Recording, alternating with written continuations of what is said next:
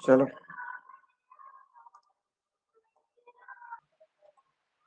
अगला टॉपिक है हमारा सीएफटी है ना, क्रिस्टल फील्ड थ्योरी। देखो क्रिस्टल फील्ड थ्योरी क्या कहती है, it's a metal as positive charge and ligand as negative charge. अब सीएफटी ने क्या बताया, सिंपल सा कॉन्सेप्ट है। उसने बताया कि जो मेटल रहेगा उसमें पॉजिटिव चार्ज होता है, लिगेंड पे क्या होता है, नेगेटिव चार्ज। तो हमको पता है नेगेटिव। पॉजिटिव और नेगेटिव के बीच में कौन सा बॉन्ड बनता है, आयनिक बॉन्ड बनता है। ऐसे हम क्या बोल रहे हैं, कोऑर्डिनेट बॉन्ड बन रहा है। लेकिन सीएफटी क्या बता रही है, मेटल इलेक्ट्रोपॉजिटिव होता है, लिगेंड नेगेटिव है, तो दोनों के बीच में क्या हो जाएगा, अट्रैक्शन और आयनिक बॉन्ड का फॉर्मेशन होता है। ठीक है, CFT considered bond between metal and ligand as ionic bond, ऐसा उसने कंसीडर करा। ठीक है, how bond is formed between metal and ligand, ligand approach center metal atom due to attraction between positive charge. CFT consider electrostatic interaction between ligand negative and central metal atom positive charge। भाई इतना ही ध्यान रखो आप। अब देखो ध्यान से, when ligand approach central metal atom, repulsion ligand is lone pair and valence electron of central metal atom, repulsion is huge, so splitting is orbital happens। ये आपको डायग्राम में देख करके समझ में आ जाएगा। पहले तो ये देखो आप लोग कि according to VBT d orbital की एनर्जी क्या होती है, सेम होती है। जिसकी एनर्जी सेम होती है इसलिए इसको बोलते हैं डी जनरेट ऑर्बिटल। अब इसके नाम पता होना चाहिए आपको। इसको बोलते हैं डी एक्स वाई, इसको बोलते हैं डी वाई जेड, इसको बोलते हैं D Z x, D X square Y square और D Z square. When all orbitals are same energy level it is called degenerate orbital. अगला देखो आप, ध्यान रखना बहुत इंपॉर्टेंट कॉन्सेप्ट, इसके बाद समझ में नहीं आएगा। ये जो सर तीन नहीं समझ ऑर्बिटल में। है,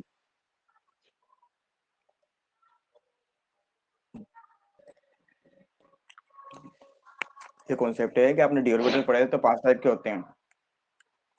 एक्सिस हो सकती है एक्स, वाई और जेड। तो Exact। कुछ क्या होंगे, ऑन द एक्सिस होंगे, कुछ बिटवीन द एक्सिस होंगे, कुछ एक्सिस के ऊपर बनेंगे, वो डायग्राम में अभी मैं बताऊंगा तो आपको आ जाएगा। और कुछ क्या बनेंगे बिटवीन द एक्सिस, एक्सिस के बीच में। तो मैं बोल रहा था कि D x Y, D Y Z और D Z X between the axis होते हैं। वो आपको डायग्राम देख करके समझ में आ जाएगा आगे।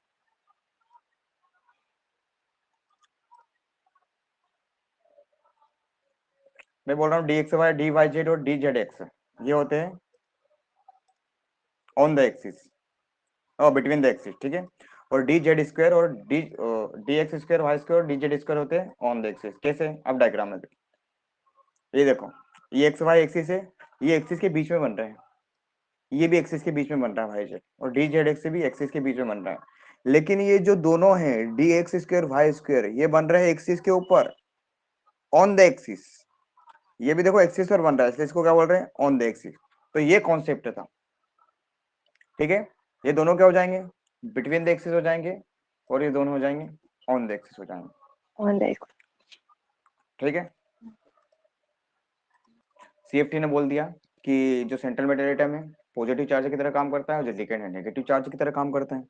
दोनों में अट्रैक्शन होगा तो आयनिक बॉन्ड का फॉर्मेशन होगा। दूसरा कॉन्सेप्ट हमने देखा कि हमको पता है कि बॉन्ड बॉन्ड कौन बना रहा है, डी ऑर्बिटल बना रहे हैं। तो डी ऑर्बिटल 5 टाइप के होते हैं, d x Y, D Y z, d Z x, D x square y square और डी जेड स्क्वायर। हम इस बोल रहे हैं कि पांचों में से 3 जो है वो बिटवीन द एक्सिस होंगे और 3 जो है ऑन द एक्सिस होंगे, मतलब एक्सिस पर बनेंगे। ठीक है, अब देखना आगे कॉन्सेप्ट। अब देखो इसमें क्या होता है, स्प्लिटिंग होती है, मतलब टूटते हैं। कैसे टूटते हैं मैं बता दूंगा आप लोगों को पहले। या तो टूट सकते हैं कि एक कंडीशन हो कि जो बिटवीन द एक्सिस वाले हैं वो ऊपर चले जाएं और ऑन द एक्सिस वाले नीचे आ जाएं। या हो सकता है कि ऑन द एक्सिस वाले ऊपर चले जाएं और बिटवीन द एक्सिस वाले नीचे आ जाएं। जो बिटवीन द एक्सिस होते हैं उनको नाम दे दिया गया है, इस नाम का कोई रीजन नहीं दिया गया है ना। T2G बोलते हैं, इन 3 ऑर्बिटल को बोलेंगे T2G, और ये 2 ऑर्बिटल है इनको बोलेंगे EG। आप याद रख सकते हो कि 2 ऑर्बिटल होंगे तो 2 टर्म है EG, और 3 ऑर्बिटल है तो 3 टर्म है T2G। ठीक है, अभी स्प्लिटिंग होती है, स्प्लिटिंग होती है तो 2 भागों में टूट जाते हैं। अब देखो स्प्लिटिंग हमको देखना है सीएफटी में, 2 केस देखना है हमको, या तो ऑक्टाहेड्रल देखना है आपको या फिर टेट्राहेड्रल देखना है। अब ध्यान से देखो यहाँ पर, यहाँ जो लिगेंड है, ध्यान से देख लेना, यहाँ पर जो लिगेंड है ये एक्सिस पर है, ऑन द एक्सिस।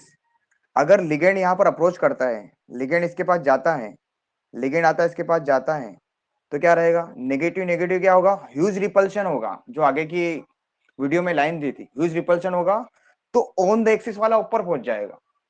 लेकिन यहाँ पर हम देखते हैं, आपको टेट्राहेड्रल 3 डायग्राम पता है कि ये जो यहाँ पर जो अप्रोच होगा वो लिगेंड यहाँ पर क्या है, बिटवीन द एक्सिस, और अप्रोच होगा तो इसमें क्या होंगे, बिटवीन द एक्सिस वाले ऊपर चले जाएंगे। आपको तो ये बात ध्यान रखनी है। ध्यान सुनो, मैं कहना चाह रहा हूं आपको कि मान लो ये लिगेंड है ना, ये एक्सिस पर है लिगेंड। अब मान लो कोई लिगेंड आया तो ऑन द एक्सिस वाले नेगेटिव नेगेटिव क्या हो जाएगा, रिपल्शन हो जाएगा। रिपल्शन होगा तो जो ऑन द एक्सिस है वो ऊपर चले जाएगा।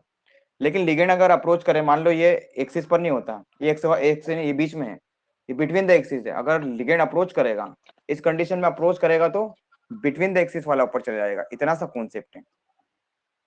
देखते हैं हम आगे, और बाद में इसको रिवाइज कर लेंगे पूरे वीडियो।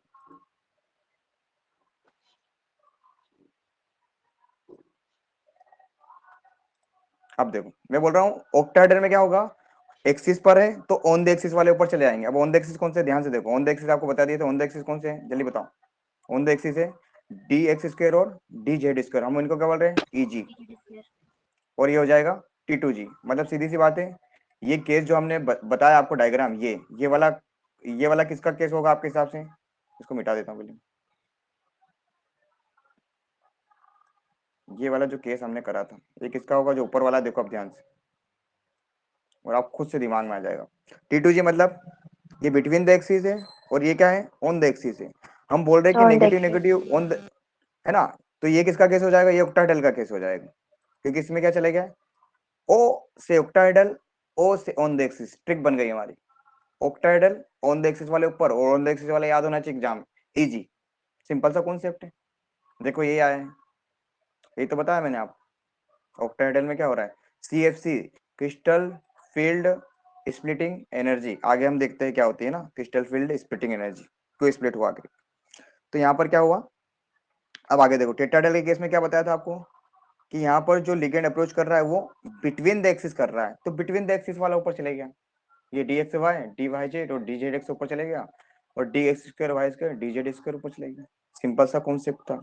अगर आपको निकालना है crystal field splitting energy octahedral के केस में, ये जी है, अब ये टी टू जी, अब कोई बोला नहीं जाएगा आपको कि D x square y square, या वो को आना चाहिए। अब देखो इसकी एनर्जी क्या होती है, ये जो एनर्जी है ये फिक्स होती है, डेल्टा।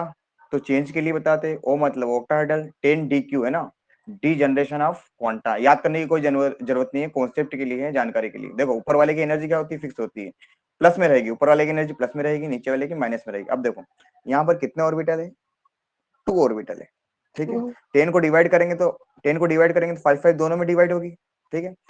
अगर 2 ऑर्बिटल है तो 3 से डिवाइड कर दो, ठीक है, और 3 ऑर्बिटल है और मतलब 5 से डिवाइड कर दो, 2 है तो 3 में 5 से डिवाइड हो जाएगा, और अगर 3 है तो 2 में 5 से डिवाइड हो जाएगा, माइनस में आएगी, जानकारी के लिए, याद करने के लिए। और इसमें जस्ट उल्टा होगा, यहाँ पर 3 ऑर्बिटल है तो 2 का यूज होगा, तो 2 ऑर्बिटल है तो 3 का यूज होगा, नीचे माइनस ही रहेगा। अब क्या लगा दिया, डेल्टा टी, मतलब टेट्राहेड्रल के लिए बात हो रही। अब निकालते कैसे, वो आगे हम देख लेते हैं। सिंपल सा कॉन्सेप्ट है, अगर ऐसा कॉन्सेप्ट होता, मान लो 3D7 का है ये, आगे फील कैसे करेंगे वो भी हम देखेंगे। 3D7 अब कितना, देखो ध्यान से देखना, नीचे कितने इलेक्ट्रॉन है, 6 इलेक्ट्रॉन है, ठीक है, लिख दिया हमने 6। इसकी एनर्जी भी हमको पता है कितनी हो जाएगी, -2/5, ये हमने लिख दी। ऊपर कितने इलेक्ट्रॉन है, 1 इलेक्ट्रॉन है, इसकी एनर्जी भी हमने लिख दी, ये होगी।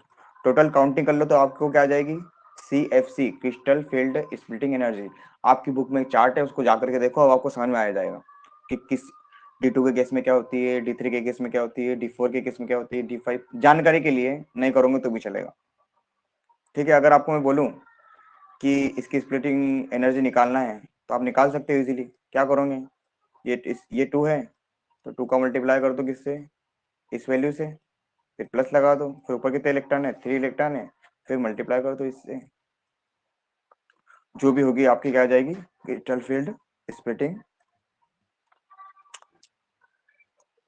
आगे देखते हैं, देखो अब हमको मान लो D7 कॉन्फ़िगरेशन ऑफ ऑक्टाहेड्रल बनना है। ऑक्टाहेड्रल मतलब उसमें क्या रहेगा, बिटवीन द एक्सिस वाले ऊपर चले जाएंगे, मतलब EG ऊपर बनेगा और T2G क्या आ जाएगा, नीचे आ जाएगा, ठीक है।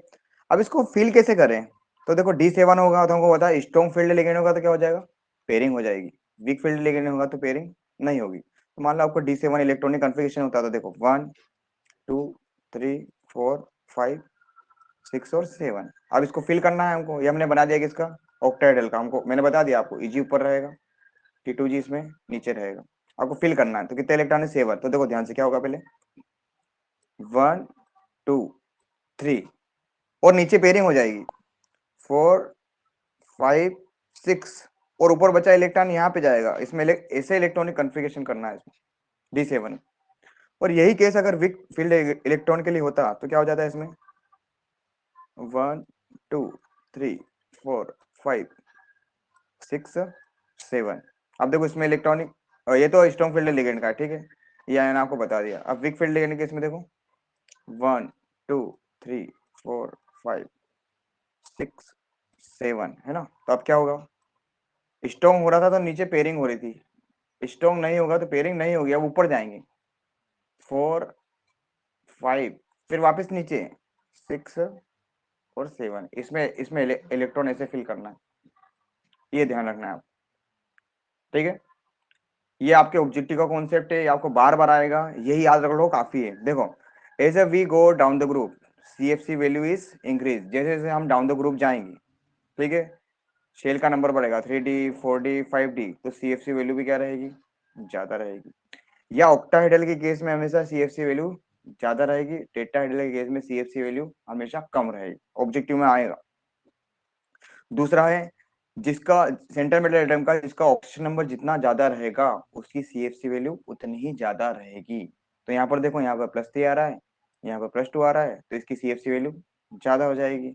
या जब ज्यादा भी होगी। स्ट्रॉन्ग फील्ड लिगेंड रहेगा, स्ट्रॉन्ग फील्ड लिगेंड रहेगा तो CFC की वैल्यू ज्यादा रहेगी, वीक फील्ड लिगेंड रहेगा तो CFC की वैल्यू कम रहेगी। अब हमको पता है ये कम स्ट्रॉन्ग है तो इसकी ज्यादा है और इसकी क्या हो गई, कम हो गई। ये हमारा सार निकल कम के हो आ रहा गई। है, ये बहुत इम्पोर्टेंट, हाँ बहुत इंपॉर्टेंट कॉन्सेप्ट है, इसमें से ऑब्जेक्टिव आएंगे। एक बार रिवाइज कर लेते हैं इसको, ध्यान से देख लो चार्ट में कि डाउन द ग्रुप जाने पर CFC वैल्यू बढ़ती है, सेंटर मेटल एटम का ऑक्सीजन नंबर जितना ज्यादा रहेगा उसकी CFC वैल्यू उतनी ज्यादा रहेगी, स्ट्रॉन्ग फील्ड लिगेंड रहेगा तो भी CFC वैल्यू ज्यादा रहेगी, ऑक्टाहेड्रल कॉम्प्लेक्स होगा तो भी CFC वैल्यू ज्यादा रहेगी। अब ये जो कलर का कॉन्सेप्ट है ये VBT एक्सप्लेन नहीं कर पाई।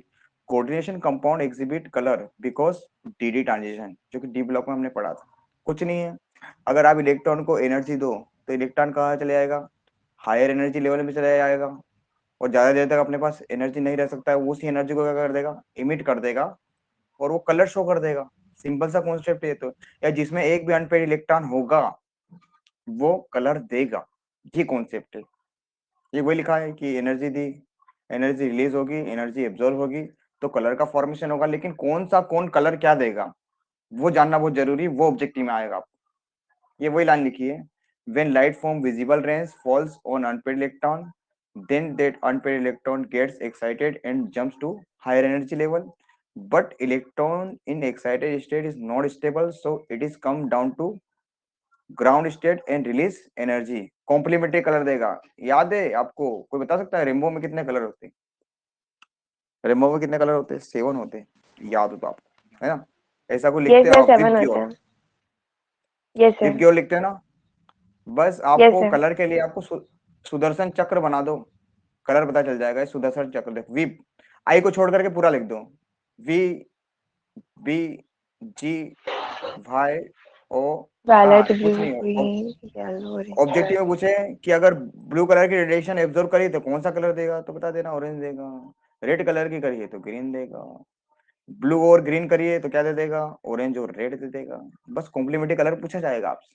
जैसे कि example, if a complex show blue green colour then which colour has been absorb during excitement. अब ब्लू और ग्रीन कलर की, ब्लू ब्लू और ग्रीन कलर की लाइट एब्जॉर्ब करी तो कौन सा कलर देगा। अब इसमें ग्राफ कैसा दिया है कि ब्लू और वायलेट करी है तो इसमें दे दिया है ऑरेंज और येलो कलर देगा, है ना।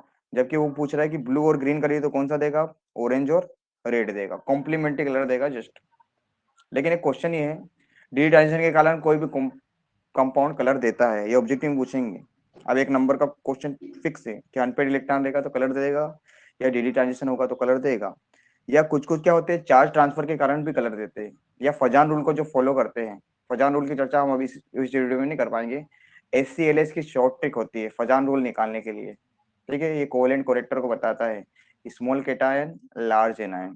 ठीक है, अब चार्ज ट्रांसफर में इसी का एक एग्जांपल है, when there is at least one unpaired electron, एक भी अनपेड इलेक्ट्रॉन होगा तो कलर देगा क्योंकि डी डी ट्रांजिशन पॉसिबल। आपको बताता हूँ मैं, खुद से सोचा, आप दिमाग लगाओ। ये जो डायग्राम था, मान लो यहाँ पर 10 इलेक्ट्रॉन होते, तो 10 तो पूरे फुलफिल हो जाते हैं, तो अनपेड इलेक्ट्रॉन नहीं तो एनर्जी कहाँ कहाँ कहाँ रेडिएशन एब्जॉर्ब करेगा, कहाँ जाएगा, जगह ही नहीं उसके पास, डीडी ट्रांजिशन शो ही नहीं कर सकता है, तो कलर कैसे देगा। ये चीजें आपको ध्यान में रखना है। ठीक है, अब देखो यहाँ पर मजे की बात है कि हम बोल रहे हैं अनपेड इलेक्ट्रॉन होते हैं, लेकिन ये 3 कंपाउंड ऐसे हैं जिसमें आप खुद से निकालो, अगर एक KMnO4 है, ठीक है, तो इस पे क्या आ जाएगा, +7 आ जाएगा। और आपको पता है मैग्नीज के पास टोटल इलेक्ट्रॉन कितने होते हैं, 4s2 3d 7 और 3d 5 होते हैं। 7 के 7 इलेक्ट्रॉन निकल गए, तो इसका इलेक्ट्रॉनिक कॉन्फ़िगरेशन तो हो गया D0, लेकिन तो भी कलर देता है, चार्ज ट्रांसफर के कारण कलर देते हैं। 3 कंपाउंड ध्यान रखना है आपको, इनके पास अनपेड इलेक्ट्रॉन नहीं है तो भी ये कलर का फॉर्मेशन करते हैं। अब ये क्वेश्चन आपके लिए, खुद से दिमाग लगाओ, which of the following compound will be coloured, कौन कलर देगा, ये आप खुद से निकाल करके देखो अभी और मुझको बताओ। देखो पहला, खुद से देखो, ऑक्टाइडल है, स्प्लिटिंग होगी, क्या बचेगा, 3d6, कौन सा इलेक्ट्रॉन है, स्ट्रॉन्ग फील्ड लिगेंड, तो पेयरिंग हो जाएगी, है ना, स्ट्रॉन्ग फील्ड लिगेंड है, पेयरिंग हो जाएगी, तो ये कलर देगा कि नहीं देगा, खुद से दिमाग लगाओ। दूसरा है 6 है, ऑक्सीजन नंबर वही है, 3d6 है, देखो अनपेड इलेक्ट्रॉन है, पेयरिंग नहीं हो रही है, कलर देगा। दूसरा है Fe2 6 3 पॉजिटिव, ये कौन सा लिगेंड है, वीक फील्ड लिगेंड है, पेयरिंग ओ अनपेड इलेक्ट्रॉन है, कलर नहीं हो। देगा, कलर देगा, अनपेड इलेक्ट्रॉन है ना, डी टेंशन पॉसिबल। अगला है calculate the value of CFC is the complex, CFC value calculate करने के लिए आया 3d6 की, तो कुछ नहीं है, 1 2 3 4 5 और 6, स्ट्रॉन्ग फील्ड लिगेंड है तो कैसा भरेंगे, सभी इलेक्ट्रॉन नीचे आ जाएंगे, इसमें क्या है, यहाँ नीचे आ जाएंगे। देख लेना एक और बार, जो उसको CFC वैल्यू समझ में नहीं थी। अब ये तो आ गया ना आपको इलेक्ट्रॉनिक कॉन्फ़िगरेशन कैसे करना है, तो कितने इलेक्ट्रॉन है, 6 इलेक्ट्रॉन है, तो इससे मल्टीप्लाई कर दो, और यहाँ पर ऊपर तो कोई इलेक्ट्रॉन है नहीं, तो इससे मल्टीप्लाई कर दो, तो आपका आंसर आ जाएगा, ये हो जाएगा, CFC वैल्यू इतनी रहेगी इसकी। वैसे निकालते हैं, एग्जाम में कभी बाय द वे आ जाए तो आना चाहिए। ये बताओ, compare the value of CFC, तो ये तो नीचे आंसर दे दिया है, तो आपको बताया था जैसे जैसे डाउन द ग्रुप जाएंगे तो CFC वैल्यू क्या हो जाएगी, इंक्रीज हो जाएगी, इसमें 3d है, इसमें 4d है, इसमें 5d है, तो जहां पर डाउन द ग्रुप जाएंगे मतलब 5d ऑर्बिटल होगा, उसकी CFC वैल्यू क्या रहेगी, उतनी ज्यादा रहेगी। अगर मैं आपसे ये पूछूं compare CFC for following complexes, बताओ इसकी अगर CFC वैल्यू में पूछूं किसकी ज्यादा रहेगी, ऐसे क्वेश्चन आएंगे ऑब्जेक्टिव में। तो देखो सेंट्रल मेटा एटम का कॉन्सेप्ट तो हम देख ही नहीं सकते कि डाउन द ग्रुप जाने पर, क्योंकि सब सेम है। फिर हम क्या देखेंगे, यस। सबके सबके ऊपर चार्ज देख लो, सबके ऊपर लगभग क्या आएगा, +3 चार्ज आएगा, तो चार्ज के हिसाब से भी नहीं देख सकते, तो किसके हिसाब से देखे फिर आप देखो, आपको बताया था कि स्ट्रॉन्ग फील्ड लिगेंड रहेगा तो CFC वैल्यू ज्यादा रहेगी, तो स्ट्रॉन्ग फील्ड लिगेंड सबसे ज्यादा कौन सा है, ये वाला, उसके बाद फोर्थ वाला, उसके बाद सेकंड वाला, उसके बाद थर्ड सेकेंड। वाला, और हेलोजन वाला। और हेलोजन वाला तो बहुत वीक होता है। ठीक है, अब लास्ट बस क्वेश्चन है हमारा, स्टेबिलिटी निकालना है किसी भी कंपाउंड की, ये आएगा ऑब्जेक्टिव में, पूछा जाएगा कॉम्प्लेक्स कंपाउंड दे देंगे, बताओ कौन सा स्टेबल है। तो स्टेबिलिटी जो है डायरेक्टली प्रोपोर्शनल होती है चार्ज के, सेंट्रल मेटल एटम का चार्ज जितना ज्यादा रहेगा उसकी स्टेबिलिटी उतनी ही ज्यादा रहेगी, या फिर उसका साइज जितना कम रहेगा, साइज देखो फिर, आपको पता है डाउन द ग्रुप जाने पर, इलेक्ट्रोलाइट जाने पर साइज क्या होता है, साइज जितना कम रहेगा उसकी स्टेबिलिटी उतनी ही ज्यादा रहेगी, सेंट्रल मेटल के हिसाब से देख सकते हो।